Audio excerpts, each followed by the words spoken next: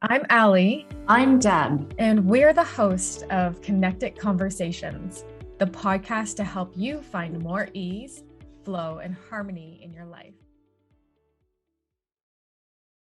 Hello, I'm so excited that today's topic, we are going all in on money, manifesting money, how we do it, things that have worked, things that aren't working. And Deb and I got talking about this because it was simply our daily routines of writing down affirmations. When we're in the zone, it's working for us. And then we got even more deep in conversation of, do you write dollar amounts of what you want to manifest? I know we both have done different work with Think and Grow Rich and Bob Proctor.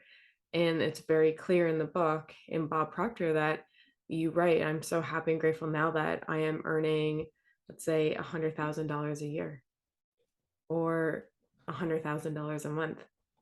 And then I've also heard from other manifestations that it's the essence of service and providing quality in the feminine part of receiving. So is putting money just superficial? Deb, what do you think? Yeah, because I've heard both things too, and a lot of coaches have always said to have that dollar amount and then start making decisions based on your goal achieved. So, I've done both, but I think I'm drawn more to the feminine side of things, that everything is energy. And once you start aligning in service with that energy, then you begin attracting the abundance that we're all looking for, that is available to us all. So I think I've shifted from just a dollar amount. Do I have an idea? Do I still write out my goals on what I want to achieve and where I see my future? Yes, I do.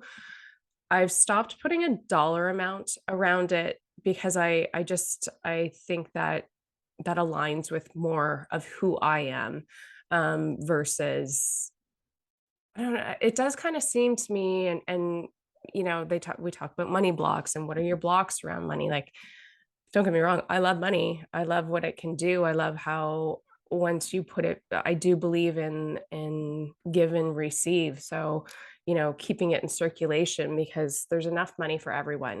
And I think a lot of people are like, oh, there's that 1% that, earns most of the money in the world.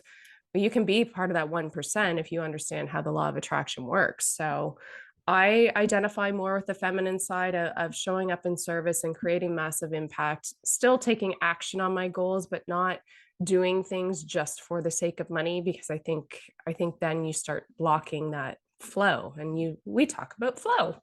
Mm-hmm. The flow of energy. Yeah, I remember making a goal last year actually, and I was like, oh, I'm gonna do this X amount of money. And the coach was like, I don't think money motivates you. However, if I talk about, wow, I can help serve, let's say, 100 women with mindset and flow and get them to do more like that, in essence, I can just feel my purpose start to be more driven and I'm going to support. And obviously, in exchange for my service, people would pay me money.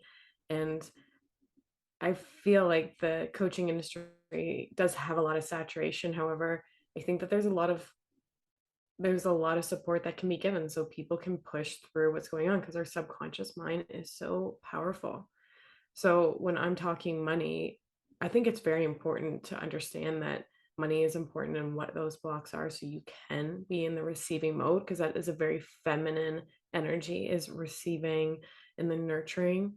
However, the masculine side of things, I think, is what our society is used to. Like, I'm going to work for that money. My mission is to do X amount of dollars and go for it, go for it, go for it, rather than listening for purpose, those inspired action steps to take them without question.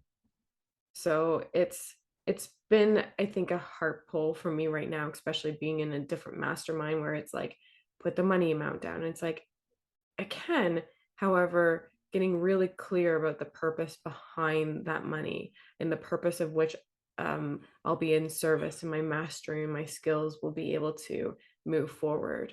It's been a really huge adjustment, and I found in the last 6 months specifically, like maybe shift in the energy, in myself, just wanting to be more relaxed and aligned with what I'm doing versus that action orientated, because it was burning me out.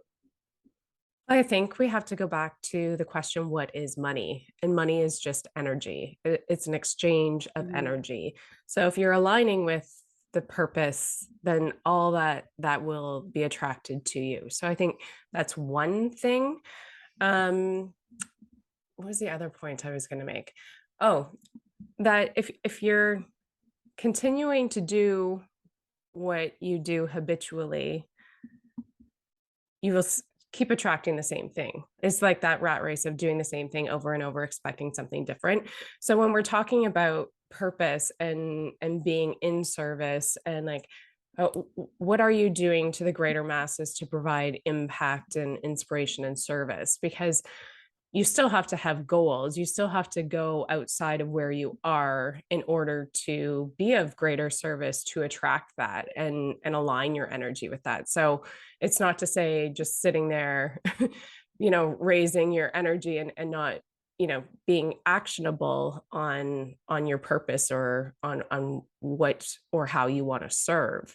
So I think we need to make that differentiation too, is that you can't just sit there and do not like nothing different and expect to attract money. You have to show up in service, align your energy with it, because money is energy. So I think we need to make that differentiation too, that you can't just sit there and it's not just going to like be a magnet to you. It's true. And sometimes when you're doing actions that you never thought you would, the money will flow in different areas that you weren't expecting. Mhm. And when you set those intentions of writing, I think that's where the clarity can come down. And that's where I've been refocusing my writing of like, I am statements. I am attracting wealth because I am in service. I am an abundant leader. I am whatever is coming up, so that I'm focusing forward and then asking myself really great questions of what inspired action to take, instead of my normal, oh, because I heard this coach, I have to do this and this. It just isn't working. It's done. It hasn't been aligning. So I love that you say like intention, get 100% behind it, and then allow whatever mechanisms to come forward. Because if it's your logical mind, just the things that you think that you should be doing, it's chances are that's not what it is. Because if we already had the answers, we already have what we wanted. So that's when the creativeness and having fun with affirmations and getting on purpose can be so much more exciting if you trust it. Because I find for sometimes I question these like little inspired actions, like why am I making a freaking coloring book? And that's just where my inspiration has gone one day. So I am just having fun and enjoying that creative process. And then on to the next and on to the next. And trusting that I'm on purpose with supporting people to get more in flow, align with what is an essence of what they can create. I love that term alignment, because I think what aligns for you and I might be different than what aligns for other people. And some people might align with that masculine action, action, action to get the, on what they need to do, versus kind of more of a feminine flow state. And you and I really identify with that. So, what works for one might not work for the other, but finding the alignment in what works for you, I think is really important. Like you say, like trusting that flow of Bob Proctor, very kind of a, I would say he has a balance of masculine and feminine, but I would say his approach is more masculine than I am, but it obviously works for some people. So I think it's just doing what feels right to you, following your intuition, those nudges, and following through with inspired action like you talked about, to get those results. And it's also sometimes uncomfortable when you're shooting for big things. So is it fear? Is it discomfort? Is it misalignment?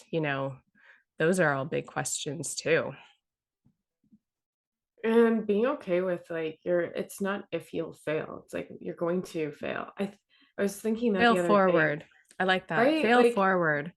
I You was learn looking at from some of the those. past stuff I've been doing, and I was like, oh, I guess this is considered a failure or whatever. And it's not part of my conversation anymore. However, when I talk to people, like, failure is a really big piece of why they don't get started on the projects that are their inspiration to make money. And that's when I think the affirmations and having that practice of trusting is really important. I like that. And I think the word money, like when you say the word money, when you talk about money, are you comfortable? Because you'll know where your blocks are with your conversations around money. Like, is it a taboo subject? Do you believe that money grows on trees, or you have to work hard for your money? And those beliefs around money um, can really, or those questions around money can really give you some insight onto maybe some affirmations that you need to look at. Money flows easily to me. Like you said, I show up abundantly in service, or there's some great affirmations out there. And the more you repeat them, because we learn by repetition, our mind learns by repetition, the more you start believing them, and the more that you begin to see changes.